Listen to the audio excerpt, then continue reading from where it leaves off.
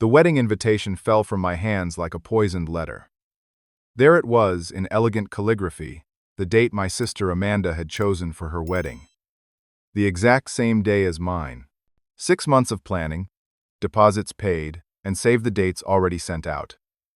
This wasn't coincidence. My throat tightened as I flashed back through 28 years of being overshadowed. The science fair where my project was ignored because Amanda won first place. The graduation where my parents missed my speech because hers ran long. Every achievement in my life diminished by the golden glow that surrounded my sister. Now, she was taking my wedding day too. Deep down, I already knew my parents would choose her ceremony over mine. Some patterns never break. Jessica came into my life when I least expected it. 3 years ago, I was volunteering at a charity auction for the local children's hospital, mainly because my construction company had donated materials for their new wing. I was arranging bid sheets when someone bumped into me from behind. "I am so sorry," a voice said as I turned around. Standing there was Jessica, clipboard in hand, dark hair pulled back in a simple ponytail, wearing jeans and the event staff t-shirt. Nothing flashy, but something about her warm brown eyes caught me. She wasn't trying to impress anyone, just focused on doing her job well. "No problem at all," I said, helping her gather some papers that had fallen. "You're Garrett, right? From Miller Construction? I've been meaning to thank you guys for the donation." We ended up talking for almost an hour. She worked as a pediatric nurse at the hospital and had organized the event. Unlike the women I'd dated before, Jessica wasn't interested in my business success or trying to figure out my net worth within 5 minutes of conversation. She cared about the kids she worked with and spoke about them with such genuine compassion that I found myself wanting to know more about her. Our first date was simple, coffee at a local shop.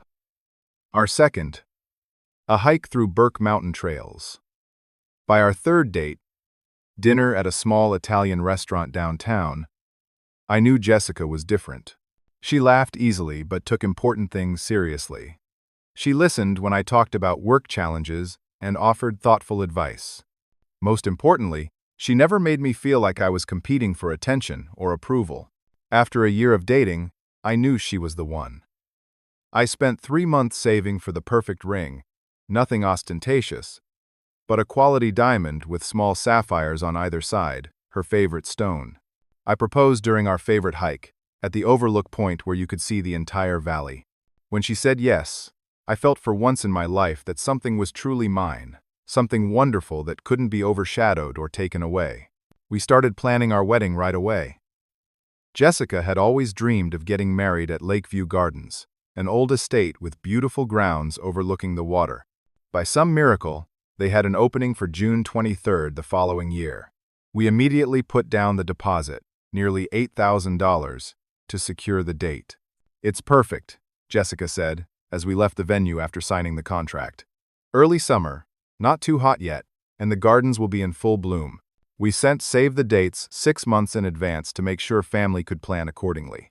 I personally made sure my sister Amanda received hers, even confirming she got it with a text message. She responded with a thumbs up emoji and nothing else, which was typical Amanda. Minimal effort for anything related to me. My relationship with my family had always been complicated.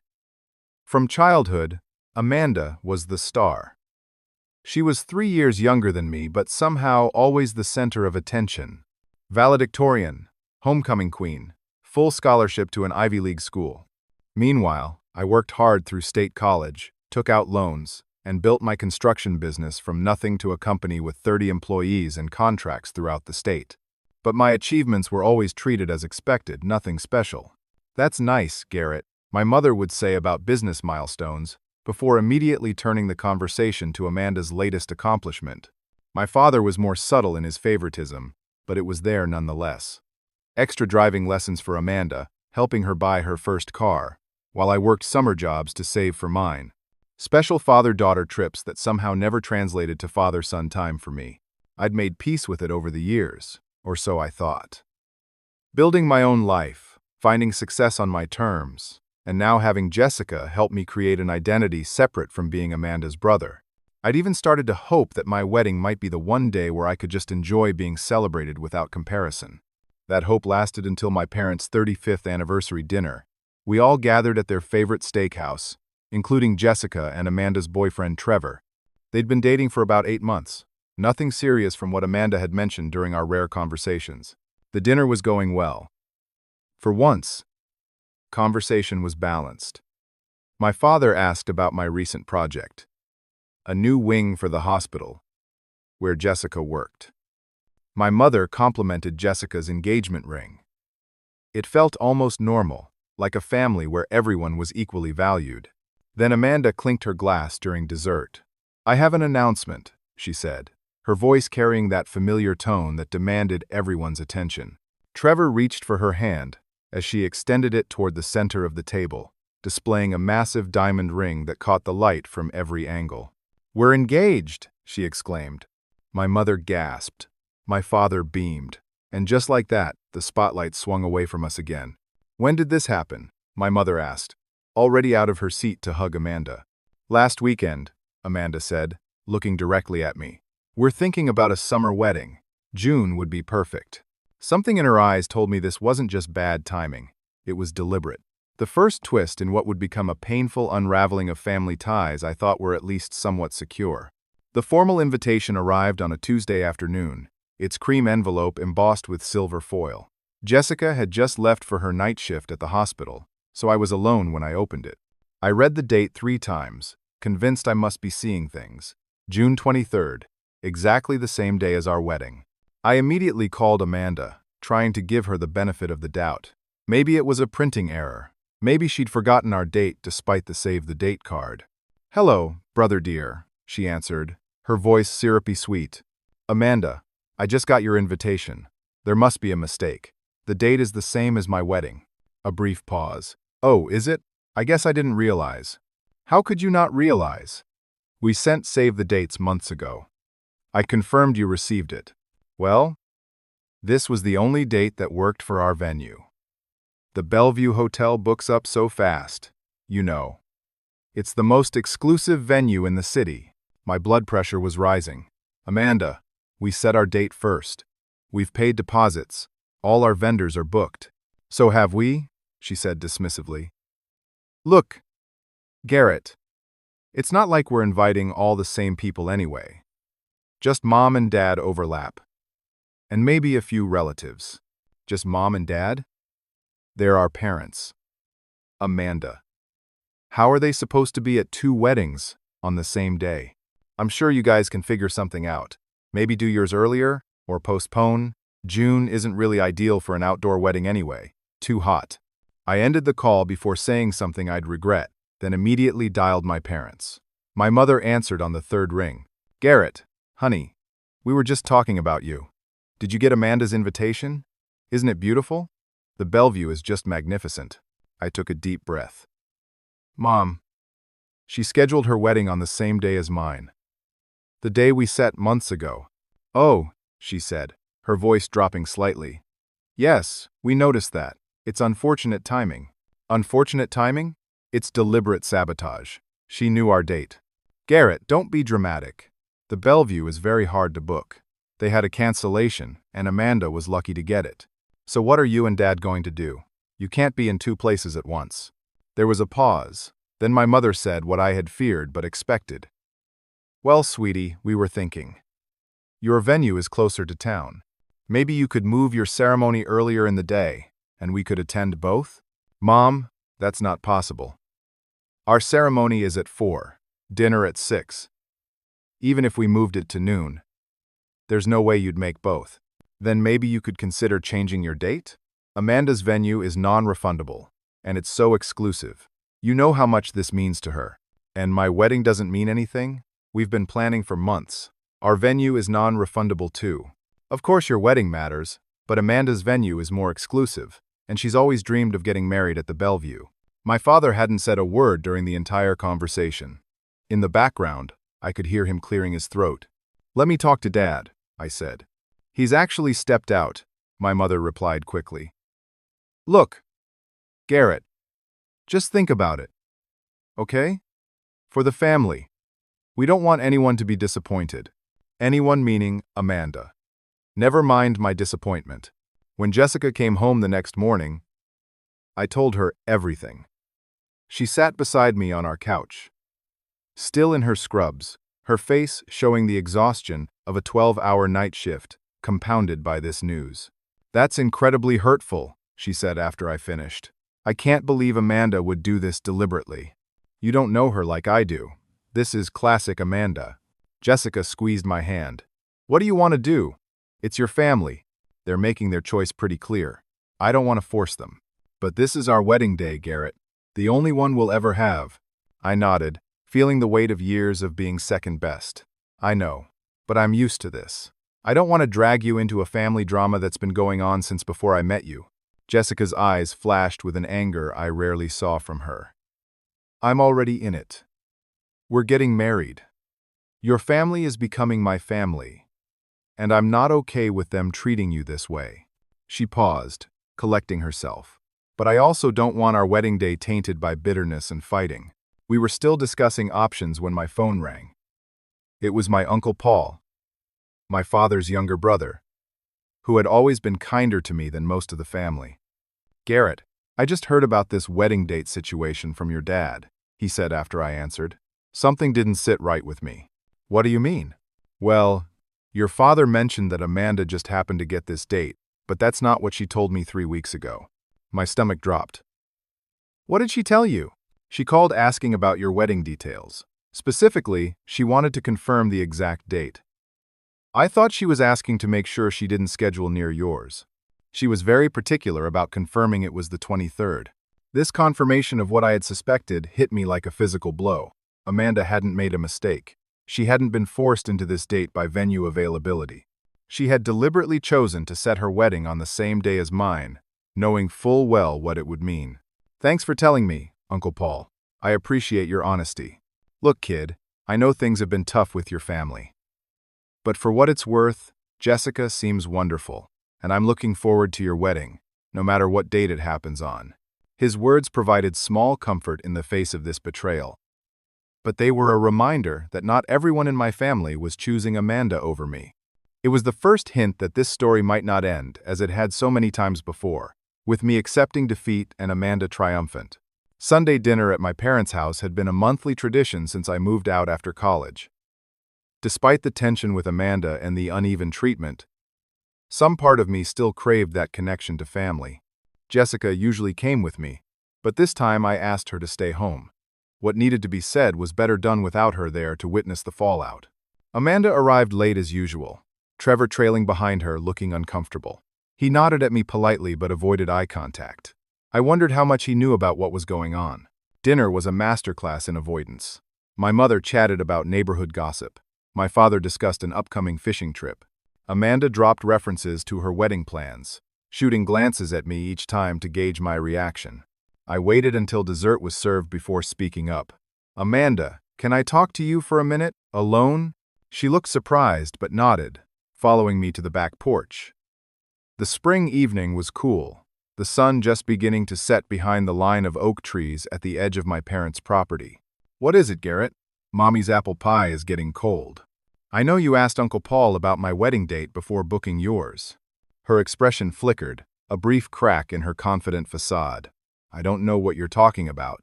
Don't lie to me. He told me you called specifically to confirm the date. You did this on purpose." "So what if I did?" she snapped, dropping the pretense. "The Bellevue is perfect for my wedding. Why should I settle for something less, just because you picked that date first?" "Because that's what decent human beings do, Amanda. They don't deliberately sabotage their brother's wedding. Please. Your little garden wedding couldn't compete with mine anyway. I'm doing you a favor. Now you won't have to see everyone comparing the two and finding yours lacking." Her words stung, not because I cared about having a showier wedding than hers, but because of the casual cruelty with which she said them. Why have you always needed to overshadow every important moment in my life? What did I ever do to you? Something changed in Amanda's expression. For a moment, the confident, golden child facade cracked completely, revealing something vulnerable underneath. "You have no idea what it's like," she said, her voice suddenly unsteady. "Everyone thinks I'm so perfect all the time. Do you know how exhausting that is?" "What are you talking about? You've always gotten everything you wanted." "Because I had to be perfect. she shouted, then immediately lowered her voice. Mom and Dad expected nothing from you. You could just be normal. Average, Garrett. But I had to be exceptional at everything. I stared at her, trying to make sense of this perspective that seemed completely opposite from my reality. And now you have Jessica, she continued, blinking rapidly. She actually loves you for you. Do you know what Trevor said when he proposed? That I was a good investment. Not that he loved me. That I was a good investment for his career. Amanda, I saw how you looked at each other at Mom and Dad's anniversary. How she touched your arm when you laughed. No one has ever looked at me that way. Her voice broke slightly. I got engaged because Trevor is probably my last chance. He looks good on paper. His family has connections. But he doesn't love me, not really. I was speechless. After years of resentment, I'd never once considered that Amanda might envy me for anything. The sliding door opened behind us. Our parents stood there, clearly having heard at least part of the conversation. What's going on out here? My mother asked, looking between us. Amanda immediately wiped her eyes and composed herself. Nothing, Mom. Garrett's just upset about the wedding dates. My mother came to Amanda's side instantly, putting an arm around her shoulders. Honey, are you okay? Has he been upsetting you? The familiar dynamic reasserted itself so quickly it gave me whiplash. Even after Amanda's confession, even after hearing she'd deliberately sabotaged my wedding, my mother's first instinct was to comfort her and cast me as the villain.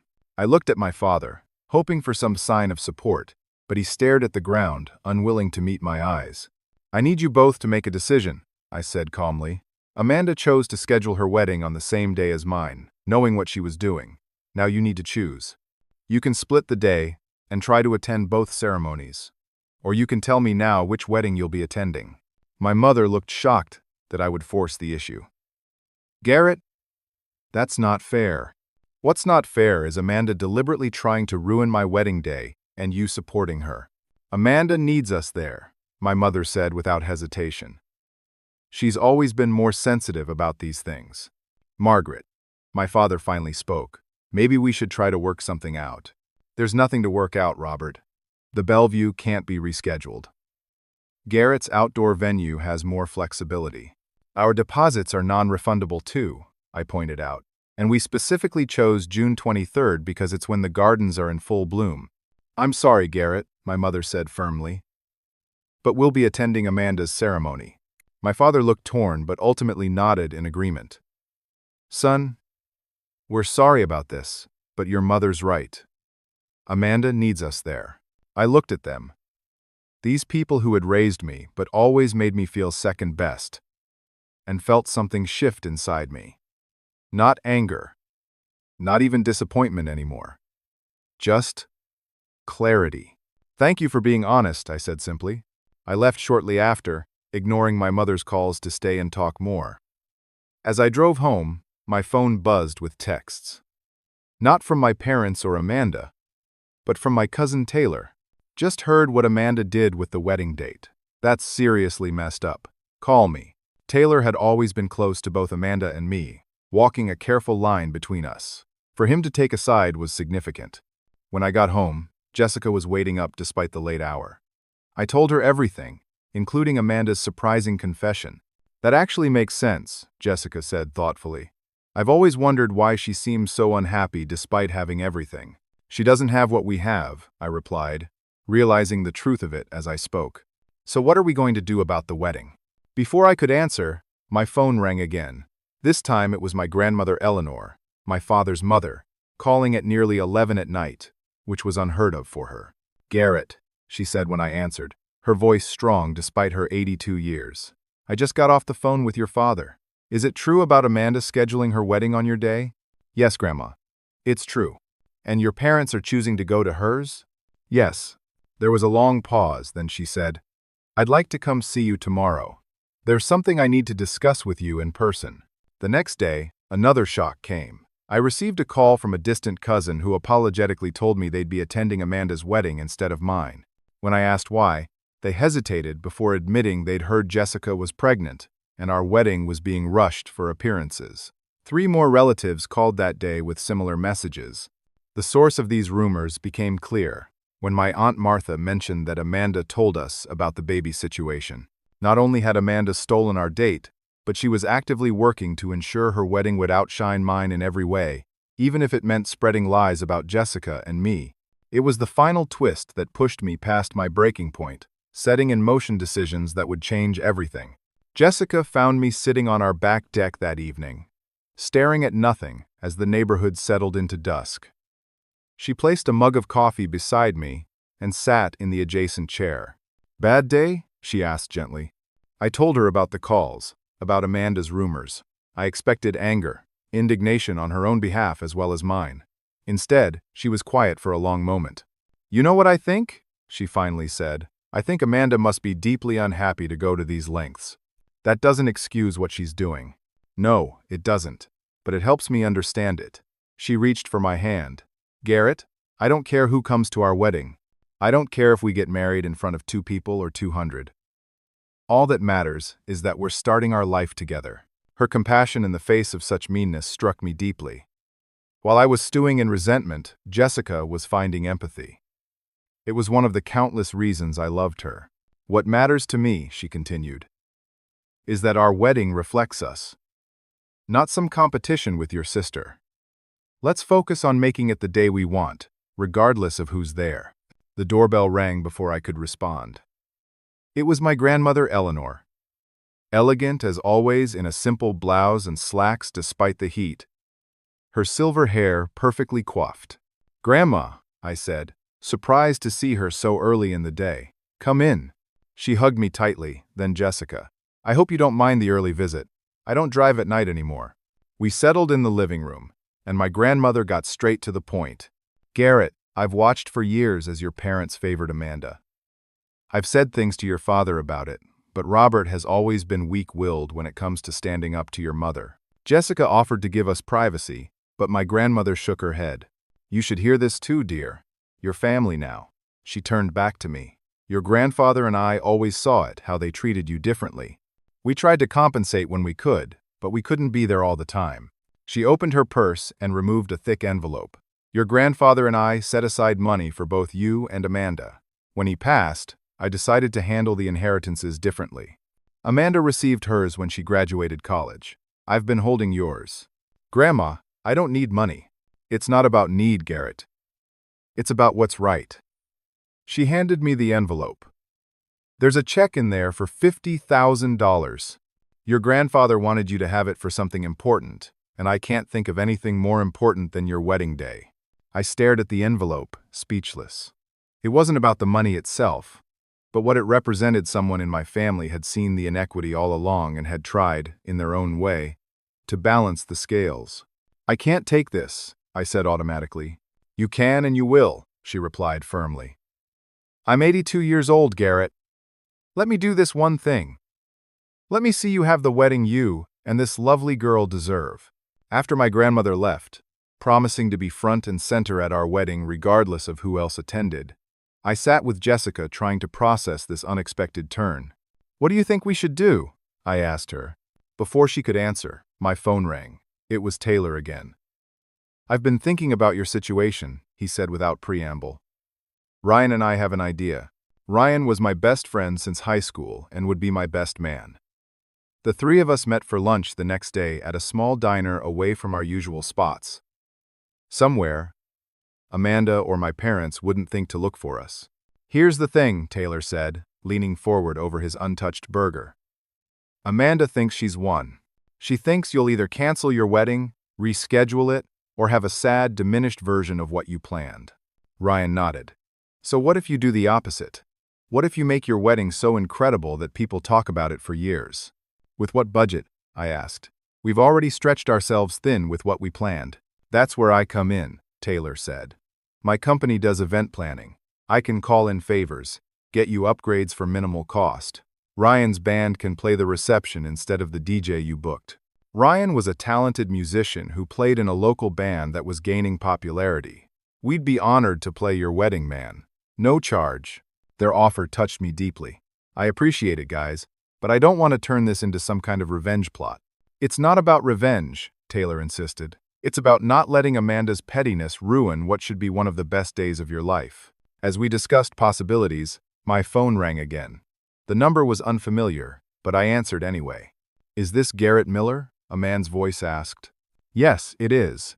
This is Thomas Reynolds. I believe you're marrying my daughter." I nearly dropped the phone. Jessica's father had been out of her life since she was 12. When he left her mother for his secretary and moved to California, he'd made sporadic attempts to stay in touch over the years, but the relationship was strained at best. Jessica had invited him to the wedding out of obligation, not expecting him to actually come. "Mr. Reynolds," I managed to say. "Yes, Jessica and I are getting married. I understand there's been some difficulty with your family regarding the wedding date." I frowned, wondering how he knew. "May I ask how you heard about that?" "Your Aunt Martha apparently knows my cousin through some business connection. Small world.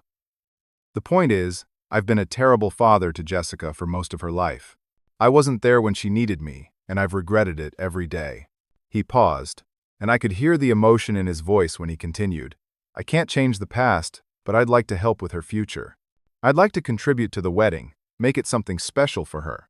It's not about buying forgiveness, but it would mean a lot to me to do this one thing right by her." I was stunned. "Sir, I appreciate the offer, but this is something you should discuss with Jessica." "I know. I've been trying to work up the courage to call her. I thought, maybe if you told her first, it might be easier." The conversation left me reeling. By the time I returned to the table, Ryan and Taylor were deep in planning mode. "What if we upgraded the whole thing?" Ryan was saying. "Not just the music, but everything. Make it an event no one would want to miss." Taylor nodded enthusiastically. "I know the manager at Lakeview Gardens. They have this new section they just finished renovating that's not even advertised yet. It's incredible. Right on the water with space for twice as many guests. The pieces were falling into place in a way I never could have anticipated. My grandmother's generous gift, my friend's eagerness to help, and now Jessica's estranged father wanting to make amends through our wedding. It felt like the universe was aligning to offer us not just a wedding day, but a chance to rewrite a family narrative that had defined much of my life. When I got home that evening, I faced the hardest part, telling Jessica about her father's call. I expected anger or dismissal, but instead, she was thoughtfully quiet. "I've been thinking about him more lately," she admitted. "About forgiveness, about family. Not just because of our wedding, but because of everything with your family, too. You don't have to talk to him if you don't want to." "I know. But maybe I do want to, at least to hear what he has to say." She looked at me with those steady brown eyes that had first captured me 3 years ago. "We're starting our own family, Garrett. Maybe that means giving people a chance to be better than they've been in the past." The next day, another unexpected ally emerged. Uncle Paul called to say he and Aunt Diane would not only be attending our wedding, but they wanted to help in any way they could. He also mentioned casually that he was a longtime friend of the editor at the local lifestyle magazine and thought our wedding might make an interesting feature. "These society weddings happen all the time," he said, referring to Amanda's Bellevue hotel plans. "But yours has a unique angle, especially with Jessica's work at the Children's Hospital and your company's contributions to community projects." With each passing day, what had started as a devastating sabotage was transforming into something unexpected, something that felt less like a reaction to Amanda's schemes and more like a true reflection of who Jessica and I were, both as individuals and as a couple. It was the first time I felt completely free from the shadow of being Amanda's brother, and fully embraced being simply Garrett, a man blessed with love and friendship that no family drama could diminish. "I understand, Mom," I said into the phone, keeping my voice level and calm. "You need to be there for Amanda. I respect your decision." There was a pause on the other end of the line, as if my mother had expected more resistance, more hurt. "Well, I'm glad you're being mature about this, Garrett. Life's too short for bitterness," I replied, repeating one of my grandmother's favorite sayings. "Jessica and I are just focusing on having a day that's meaningful for us." "So you're not changing your date?" "No. We've decided to keep everything as planned. We're just scaling back a bit, making it more intimate." It wasn't exactly a lie. We were changing almost everything about our wedding, but not in the way my mother assumed. After discussing it with Jessica and our newfound allies, we decided to maintain a facade of acceptance while secretly transforming our plans entirely. "That's probably for the best," my mother said, sounding relieved. "Something small suits you too anyway." I swallowed the retort that rose to my lips. "We think so too." "I should go, Mom. I've got a client meeting in 10 minutes. After hanging up, I looked across my office to where Taylor sat with his laptop, eyebrows raised in question. "She bought it," I confirmed. "Perfect," Taylor said with a satisfied nod. "The less they know, the better." Over the next few weeks, we worked diligently on 2 parallel tracks. Publicly, we continued as if we were downsizing our wedding in defeat. Privately, we were creating something extraordinary. My grandmother's gift allowed us to secure the newly renovated waterfront section of Lakeview Gardens, a stunning space with panoramic views that hadn't even been publicly listed yet. Ryan's band, the Hometown Revival, was currently the most sought-after local group for events, having recently been featured on a popular music streaming platform's Artists to Watch list. Taylor's event planning connections brought in upgraded linens, lighting, and floral arrangements at cost. The most surprising development came from Jessica's reconnection with her father. Their first meeting after years of minimal contact was awkward, tense, held at a neutral coffee shop halfway between our home and his hotel. "You look so much like your mother," were Thomas Reynolds' first words to his daughter. Jessica's posture remained stiff. "Why now, Dad? After all these years, why reach out now?" He didn't make excuses or try to justify his absence. Instead, he simply said, "Because I was wrong. Because I've missed so much. And I don't want to miss this too. Because I'd like a chance to do better. Even if I don't deserve it." His honesty seemed to reach Jessica in a way that platitudes wouldn't have. They began meeting regularly, tentative steps toward healing a relationship that had been broken for so long. Thomas, we discovered, had built a successful investment firm in California and was genuinely eager to contribute not just financially but personally to our wedding plans. "I know the best string quartet in San Francisco," he told us during dinner at our home, one of many such evenings as we cautiously built bridges. "They owe me a favor. I could fly them in for the ceremony." It was strange watching Jessica navigate this renewed relationship, seeing her armor of self-sufficiency slowly lower as she allowed herself to hope that this time, her father might actually stay in her life. I worried for her, knowing how devastating it would be if he disappeared again after the wedding. But I respected her choice to try. Meanwhile, we sent out amended invitations to family and friends, personal notes explaining the situation truthfully but without bitterness. The response was overwhelming. Relatives who had initially declined in favor of Amanda's wedding changed their minds. Friends offered to help with everything from photography to desserts. My construction team volunteered to build a custom arbor for the ceremony as their gift to us. Through it all, I maintained a calm facade whenever I interacted with my parents or Amanda. I responded to my mother's occasional updates about Amanda's elaborate plans with genuine-sounding interest. I deflected questions about our own preparations with vague mentions of keeping things simple. The strategy worked perhaps too well. 2 weeks before the wedding, Amanda showed up unannounced at my office. "I thought I'd stop by since you're barely answering Mom's calls," she said, settling uninvited into the chair opposite my desk. "She's worried about you." "No need to worry. We're fine." Amanda looked around my office as if searching for clues. "So what are you guys actually doing for your wedding now?" Mom said something about a backyard ceremony. I shrugged. "We're keeping the original venue, just scaling back. Fewer guests, simpler reception. That's probably for the best," Amanda said with poorly disguised satisfaction.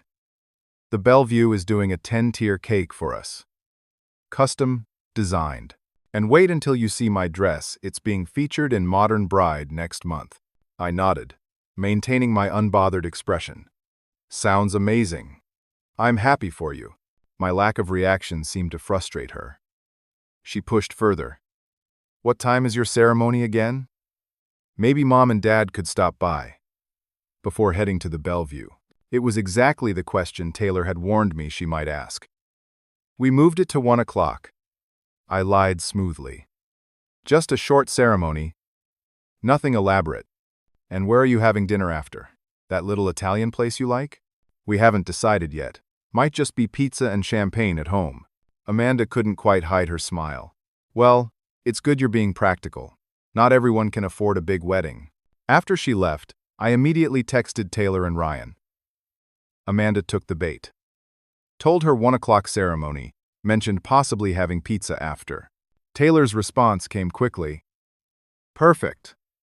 She'll definitely schedule something to conflict. And tell people not to bother with your ceremony, since there's nothing to see.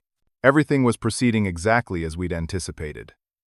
Amanda thought she had successfully diminished our wedding, and would now focus on ensuring hers was as ostentatious as possible in comparison.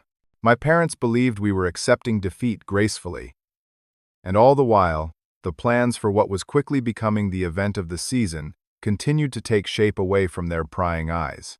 Jessica and I found ourselves growing closer through the planning process, united not just by love, but by a shared vision of creating a day that genuinely reflected who we were as a couple. The guest list evolved to include not just family and longtime friends, but people who had truly supported us, the children Jessica worked with at the hospital who were well enough to attend, my first clients who had taken a chance on my fledgling construction company, neighbors who had welcomed us to our first home together.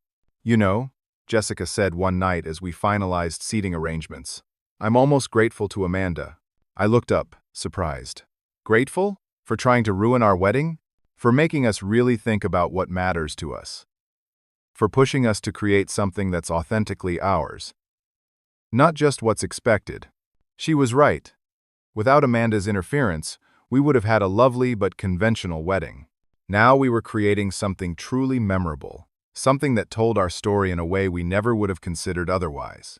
As the wedding day approached, there was one final piece to put in place.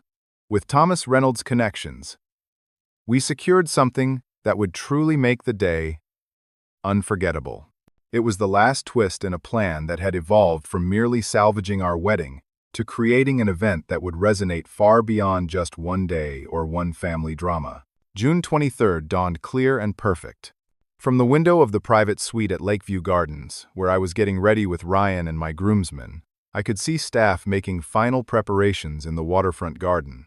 The custom arbor my construction team had built stood at the center, crafted from reclaimed wood and adorned with climbing roses and wisteria that seemed to have been growing there for years rather than carefully arranged that morning. Nervous?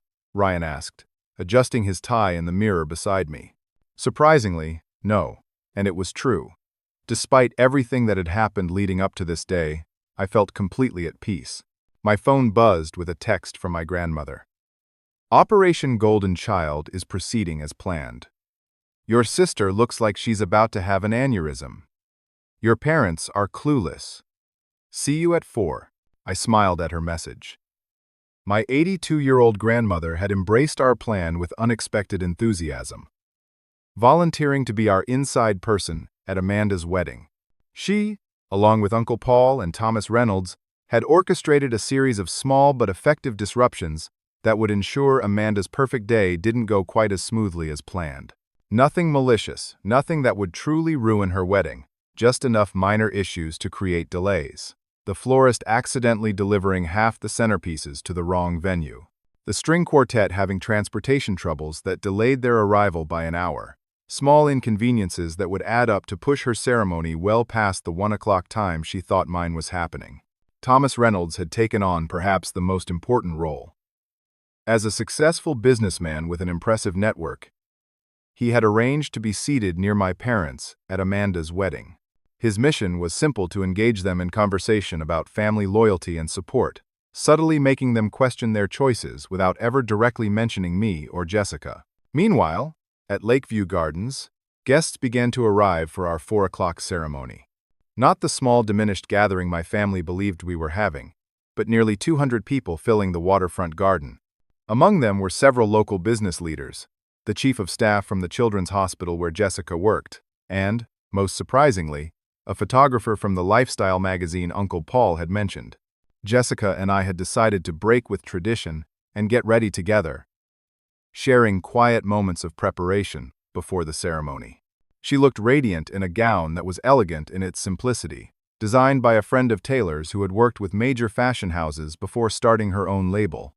"How are you feeling?" I asked as she fastened a simple pearl necklace that had belonged to her grandmother. "Surprisingly calm," she replied, echoing my earlier sentiment. "It feels right, doesn't it?" "All of this?" I nodded, taking her hands in mine. "Better than right. It feels like us." The ceremony was everything we had hoped for, deeply personal, genuine, and filled with moments of both laughter and tears. My grandmother sat in the front row, beaming with pride, Uncle Paul and Aunt Diane beside her. Thomas Reynolds was noticeably absent, still at the Bellevue Hotel carrying out his part of the plan. As we exchanged vows under the flower-covered arbor, with the lake sparkling behind us in the afternoon sun, I felt a sense of completion that had nothing to do with proving anything to my family and everything to do with beginning a new chapter with the woman I loved. The reception that followed was spectacular in ways my sister could never have imagined. Ryan's band played their first set, then introduced a surprise guest, a nationally known singer who happened to be a cousin of one of the band members and had agreed to perform a few songs as a wedding gift. The dinner, catered by one of the city's most exclusive restaurants, featured stations representing significant moments in our relationship: the coffee shop where we'd had our first date, the Italian restaurant where I'd realized I was falling in love with Jessica.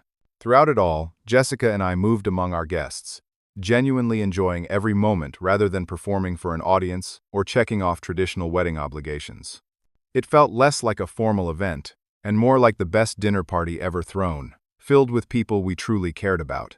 Around 7:30, as the golden hour light was making everything glow with warm, honeyed tones, my grandmother approached us, a mischievous glint in her eye. "You might want to prepare yourselves," she said. "I just got a text from Paul. They're on their way." I knew immediately who she meant.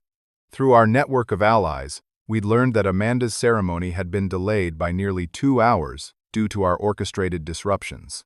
The reception was just beginning when someone accidentally showed one of the guests' photos from our wedding on social media.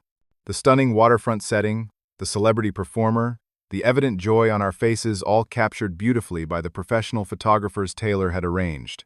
According to my grandmother, Amanda had seen the photos over someone's shoulder and had a complete meltdown. In the midst of her tantrum, my parents had finally realized they'd been duped into believing our wedding would be a sad, scaled-down affair. Guilt, curiosity, or perhaps simply shock had prompted them to leave Amanda's reception early, determined to see for themselves what was happening at Lakeview Gardens. "How do you want to handle this?" Jessica asked quietly, squeezing my hand. I thought for a moment. The old Garrett might have felt vindictive satisfaction at the thought of confronting my parents and sister with evidence of their poor treatment of me. But the man I had become over these past weeks, the man standing beside Jessica as her husband, wanted something different. With grace, I answered simply. She smiled, understanding immediately. "I think that's perfect." We continued our celebrations, dancing with friends, sharing stories with colleagues, and basking in the genuine warmth and love that filled the space. I was in the middle of a conversation with Jessica's favorite nurse from the pediatric ward when I spotted them at the entrance to the reception area. My parents stood side by side, looking completely out of place in their formal attire from Amanda's wedding. Their expressions were a mixture of confusion, shame, and awe as they took in the scene before them: the beautifully decorated space, the prominent guests, the evident success of an event they had dismissed as unimportant. I excused myself from the conversation and walked toward them, Jessica falling into step beside me. As we approached, I saw my mother's eyes widen, taking in Jessica's stunning gown, the overall sophistication of the event they had deemed not worth attending. What they didn't yet know, what would truly leave them speechless, that was the final element of our transformed wedding day, the revelation that would shift this from a personal triumph to something with far greater significance. "Garrett," my mother began as we reached them, her voice uncertain. This isn't what you told us." I smiled genuinely, without a hint of the resentment I'd carried for so long. "Mom, Dad, I'm so glad you could make it after all. Let me show you to your seats." They followed in stunned silence as I led them to a table near the front, where 2 place settings awaited as if we'd expected them all along. My father looked around in wonder at the elaborate decorations, the well-dressed guests, the overall atmosphere of celebration that far exceeded anything they had imagined. "How did you?" he began, then stopped, seemingly unable to form the question. We had help from people who cared about making our day special, I said simply. Grandma, Uncle Paul, our friends. Even Jessica's father came through in ways we never expected. At the mention of Thomas Reynolds, I gestured to where he stood chatting with the hospital administrator. He had arrived just minutes before my parents, having completed his mission at Amanda's wedding. "That's Jessica's father?" my mother asked, recognition dawning. He was at Amanda's wedding. He was telling us about the importance of supporting children, about how he regretted missing so many important moments in his daughter's life. "He's been trying to make amends," Jessica said, joining the conversation with graceful ease. "We've all been given chances to heal old wounds through this process." My father's expression shifted from confusion to something more complex. "Son, I don't know what to say. We thought. Your mother and I assumed that I was having a small, insignificant ceremony that could easily be missed." I finished for him, but without bitterness. "I know what you thought. It's what I wanted you to think." Before they could respond, the music faded, and Taylor stepped up to the microphone at the front of the reception. "Ladies and gentlemen, if I could have your attention for a moment. As many of you know, today is not just a celebration of Garrett and Jessica's marriage. It's also the launch of something very special." He gestured to where several prominent community members were gathered near a display board covered with a decorative cloth. "Garrett, Jessica, would you do the honors?" Jessica took my hand as we moved to the front of the room. Together, we removed the cloth to reveal a large presentation check and architectural renderings of a building. The check, made out to the Alzheimer's Research Foundation, was for $150,000. My grandfather, Robert Miller Sr., lost his battle with Alzheimer's disease 5 years ago, I explained to the crowd, my voice carrying clearly across the now silent reception. He was a builder, like me, who taught me that what we construct isn't just about brick and mortar, but about creating spaces where life happens, where memories are made.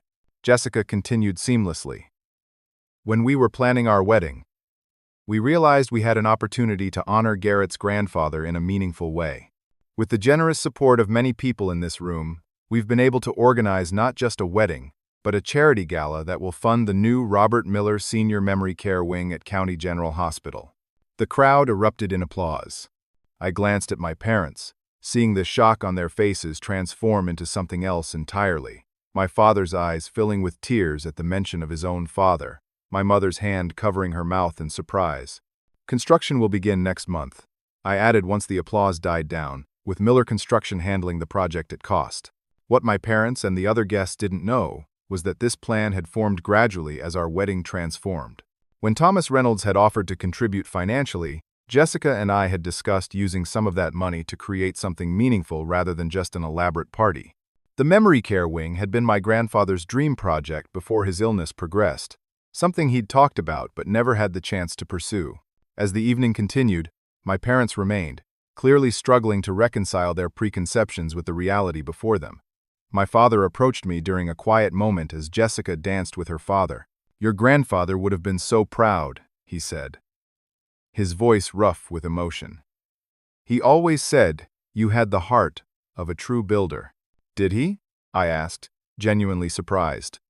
My grandfather and I had been close, but I'd never heard this particular sentiment. My father nodded. "He told me once that Amanda and I were alike builders of facades. But you," he said, "built foundations." I didn't understand what he meant then. I think I'm starting to now. It was perhaps the most honest conversation we'd ever had. Not an apology, not yet, but an acknowledgement that carried the weight of one. As the reception was winding down, there was a commotion at the entrance. Amanda had arrived with Trevor, her face flushed with anger or embarrassment, or perhaps both. "I cannot believe you did this," she said as she approached us, her voice pitched low but intense. "You deliberately sabotaged my wedding and then this." She gestured around at the elegant reception, the evidence of a celebration that had clearly outshone her own. Trevor, who had remained silent through much of the drama leading up to our weddings, finally spoke up. "Amanda, stop. This isn't about you." She turned to him in shock. "Excuse me? You heard me." His voice was firm, but not unkind. Look around. They created something meaningful, something that honors family and helps others. All you've talked about for months is showing everyone how perfect your wedding would be.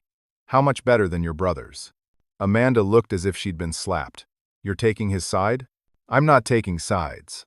I'm just tired of everything being a competition. He glanced at the charity display. This is what matters, not who had the bigger cake or the more expensive venue. It was a pivotal moment, watching the narrative that had defined my relationship with my sister for so long begin to crack under the weight of reality. Not through confrontation or revenge, but through choosing a different path entirely. The aftermath of our wedding day unfolded in unexpected ways.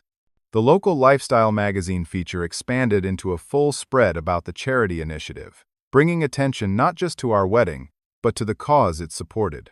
My construction company received inquiries about similar partnerships with other healthcare facilities. Jessica was offered a position on the hospital's community outreach committee. 6 months later, we hosted a family dinner in our home to share some news. Jessica was expecting our first child. The gathering was different from any family event I could remember. My parents were making genuine, if sometimes awkward, efforts to be more balanced in their attention and support. My grandmother held court at the head of the table, dispensing wisdom and occasional gentle reminders when old patterns threatened to emerge. Most surprisingly, Amanda was there with Trevor, both changed in subtle ways. After our wedding, Amanda had started seeing a therapist to work through her competitive tendencies and the pressure she'd always felt to be perfect. She wasn't transformed overnight, but there were moments when I glimpsed a version of my sister I'd never known, one capable of genuine happiness for others. I owe you an apology, she said quietly as we stood in the kitchen after dinner. Not just for the wedding, but for a lifetime of trying to overshadow you. You don't have to. Yes, I do, she interrupted. What I did was wrong. I can see that now, and I'm working on being better. It wasn't the end of our family's journey toward healing, merely a beginning. There would still be moments of tension, old habits reasserting themselves, new boundaries being tested. But something fundamental had shifted. Not because I had finally won against my sister, but because I had chosen to stop playing the game altogether. The true victory, I realized, wasn't in having a more impressive wedding, or forcing my family to recognize their favoritism. It was in breaking the cycle that had defined us for so long, in creating space for something new and healthier to grow. The same skills that had made me a good builder, solid foundations, patience, vision. For what could be, rather than just what was these, had helped me build something far more important than any physical structure, a family defined by love rather than competition.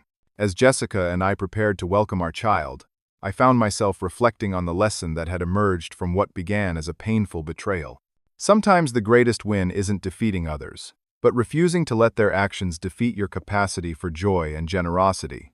In choosing dignity over revenge, we had not only created a meaningful beginning to our marriage, but had opened the door to healing that benefited everyone, even those who had hurt us most. What would you do if someone tried to overshadow your special day? Would you fight fire with fire, or find a way to rise above it?